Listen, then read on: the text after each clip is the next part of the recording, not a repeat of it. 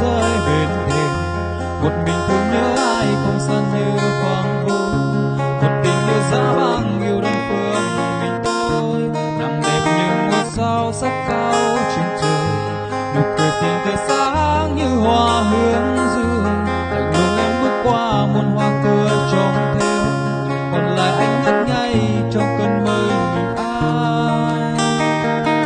Một cuộc tình mà mình dành riêng cho em. Dù năm tháng trôi qua vẫn còn đây. Biết yêu em từng em mong em trong trái tim. Nhưng không thể nói lên anh yêu em. Hãy bước đi và đừng nghĩ gì. Dù cho em không cần anh nhưng anh vẫn cần em.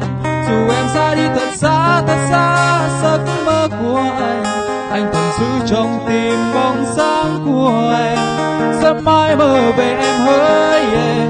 Tình yêu trong mơ của anh thầm mong một lần được ôm em trong vòng tay cùng nhau bước trên yêu thương, cùng đắm say mong mơ mình sẽ mãi bên nhau.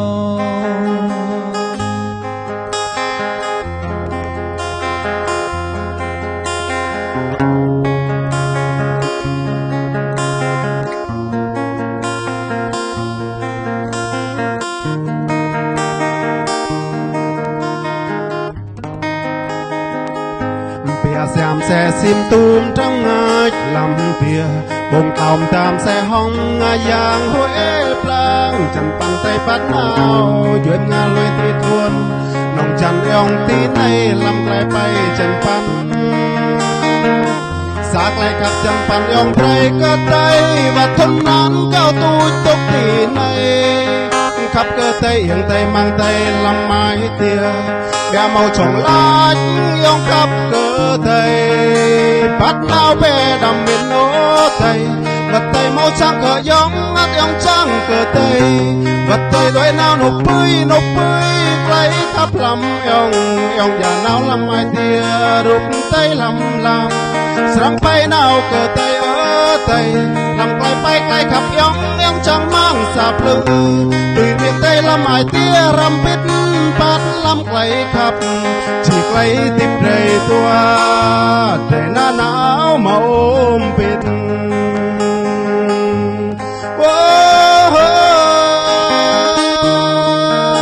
bắt nào bè đầm bên nô tay vật tay máu trắng cờ yong ngắt yong trắng cờ tay vật tay đôi nào nộp bươi lấy khắp lắm yong yong già nào làm mai tia rụp tay làm sáng bay nào cờ tay ở tay làm bay khắp yong yong trắng mang sạp lư từ miền tây làm mai tia răm bít bắt lắm lấy khắp chỉ lấy tiếp đầy toa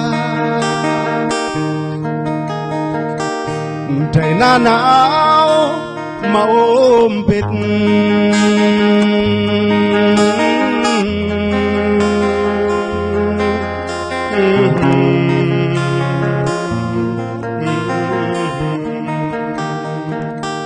trời na não mà ôm bít